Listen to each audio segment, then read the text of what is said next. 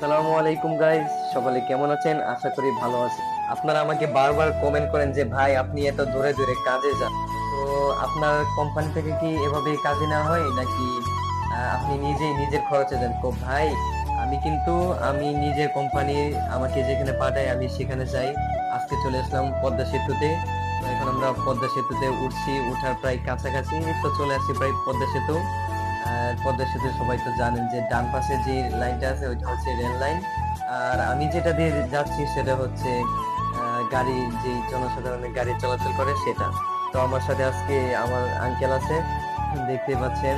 বাসের মধ্যে একটু লেট হয়ে গেছে, আমরা সকাল সকাল বেরোইছি, তবু একটু লেট হয়ে গেছে। একটা উঠে মানে আগে উঠার দরকার ছিল, তবু আমাদের ক্লায়েন্ট বলছে যে একটু তাড়াতাড়ি আসলে ভালো হয়।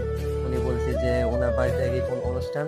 তো আমাদেরকে একটি মানে পাইপ আর কি রিপেয়ার করতে হবে। সেই পাইপটা হচ্ছে বাড়িতে যেই পানির মেইন লাইন থাকে সেই লাইনটা ভেঙে গিয়েছে, তো ওইটাই রিপেয়ার করতে যাচ্ছি। আলহামদুলিল্লাহ আজকের দিনটা অনেক ভালো, রোদ উঠছে আজকে। তো ভিউয়ার্স, নতুন নতুন ভিডিও পেতে অবশ্যই চ্যানেলটি ফলো দিয়ে রাখুন। আর যারা ইউটিউব থেকে দেখছেন তারা সাবস্ক্রাইব করে রাখুন। ধন্যবাদ।